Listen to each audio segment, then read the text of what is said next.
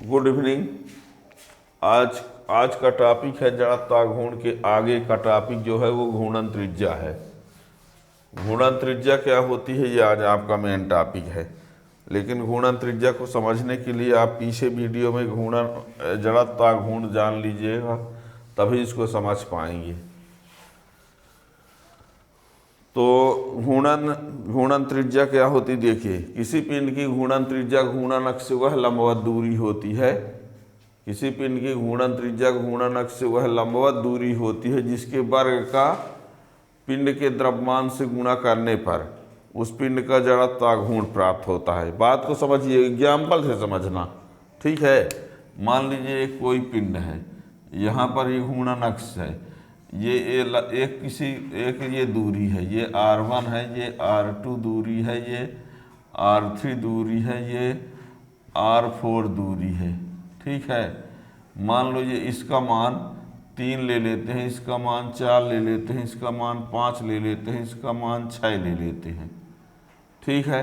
और इसका द्रव्यमान मान लो कितना है 10 किलोग्राम, और इसका जड़त्व घूर्ण मान लीजिए कितना है 250 kg मीटर स्क्वायर। बात को समझिए, इसका जड़त्व घूर्ण, इसका द्रव्यमान कितना है 10। उदाहरण के लिए हम परिभाषा समझाना चाहते हैं। इसका द्रव्यमान कितना है 5, जड़त्व घूर्ण कितना है 250। यहाँ से यहाँ तक की दूरी कितनी है 3, यहाँ से यहाँ तक 4, यहाँ से यहाँ तक 5, यहाँ से यहाँ तक। आपको ये बता दें, इन चार दूरी में से हम उसको घूर्णन त्रिज्या कहेंगे जिसका वर्ग करके द्रव्यमान से गुणा कर दें।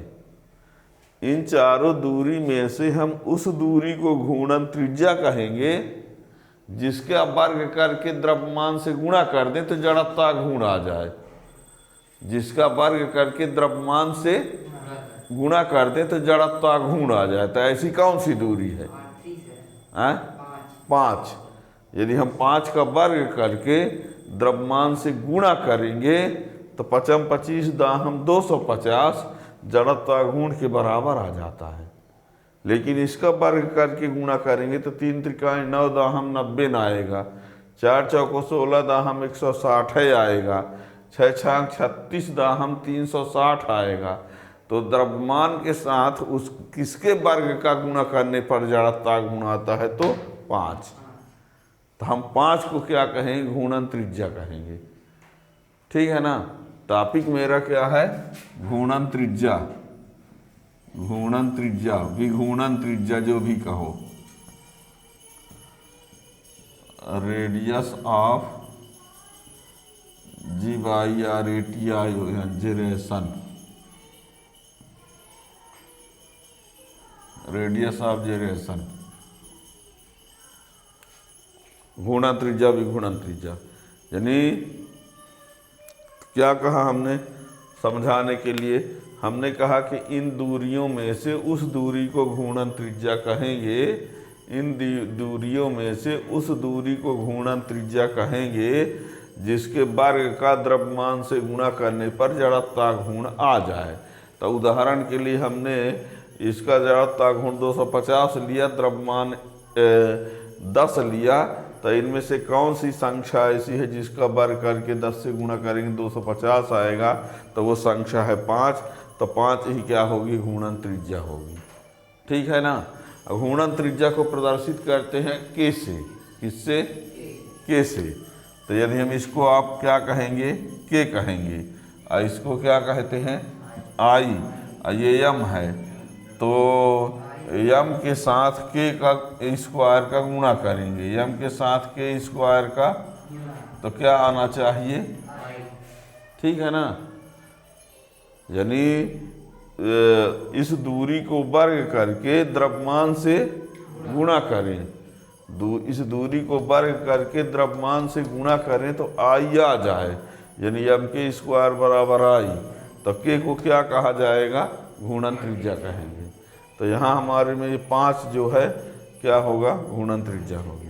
यानी किसी पिंड की घूर्णन त्रिज्या घूर्णन अक्ष से वह लंबवत दूरी है जिसके वर्ग का पिंड के द्रव्यमान से गुणा करने पर जड़त्वा घूर्ण प्राप्त हो जाता है। ठीक है ना। तो इसकी परिभाषा लिखिए।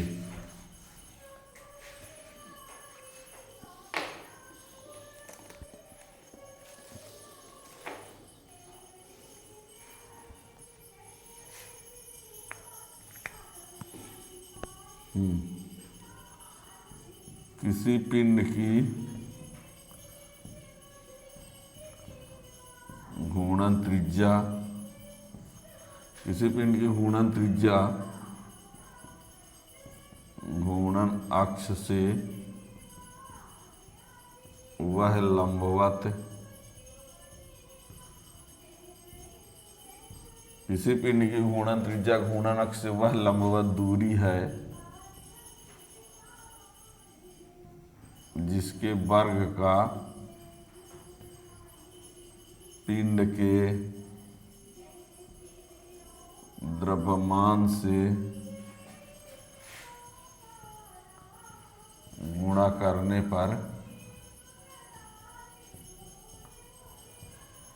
जिसके वर्ग का पिंड के द्रव्यमान से गुणा करने पर उस पिंड का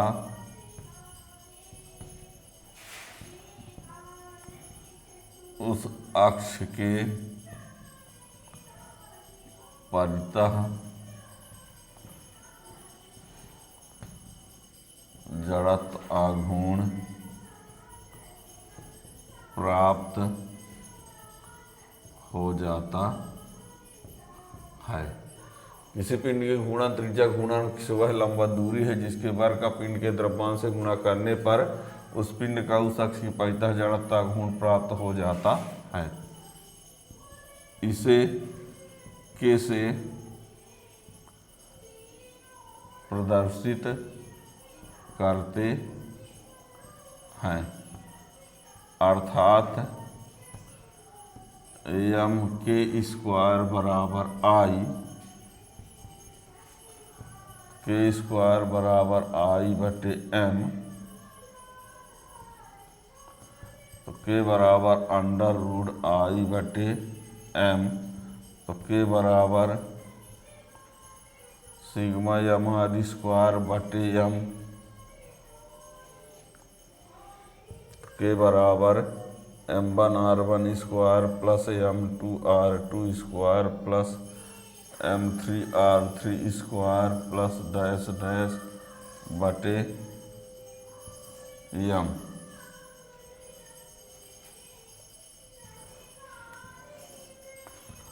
अब यदि कणों की संख्या n है तथा सभी कणों का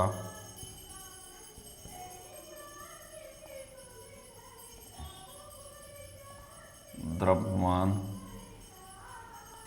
समान है, अर्थात M1 बराबर M2 बराबर M3 बराबर डैश डैश बराबर Mn बराबर M माना।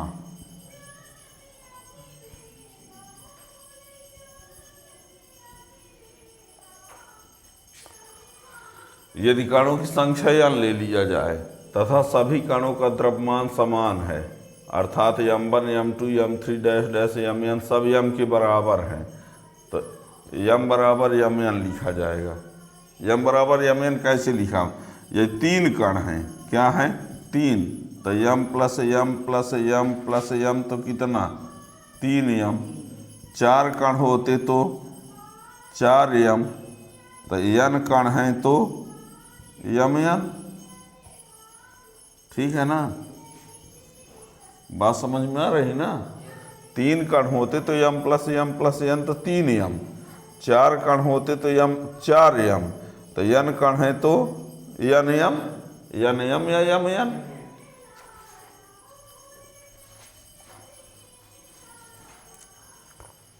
तो के बराबर mr1 square mr2 square mr3 square dash dash mrn square अब बटे mn। m कॉमन ले लेते हैं,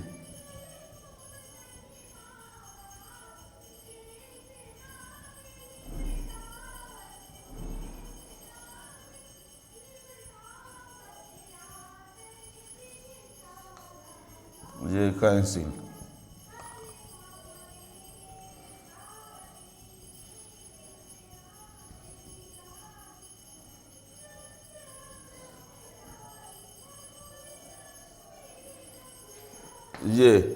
तो ये घूर्णन त्रिज्या का सूत्र हो गया। दिख रहा है यहाँ तक क्या? ये लाइन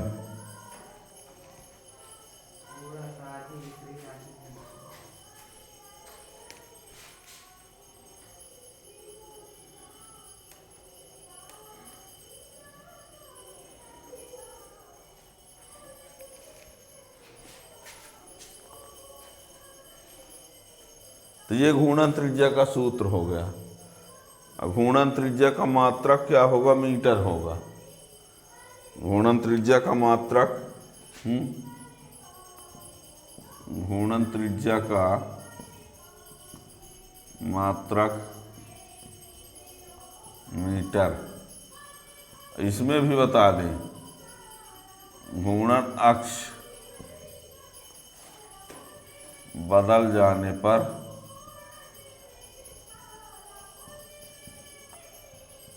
घूर्णन त्रिज्या भी बदल जाती है।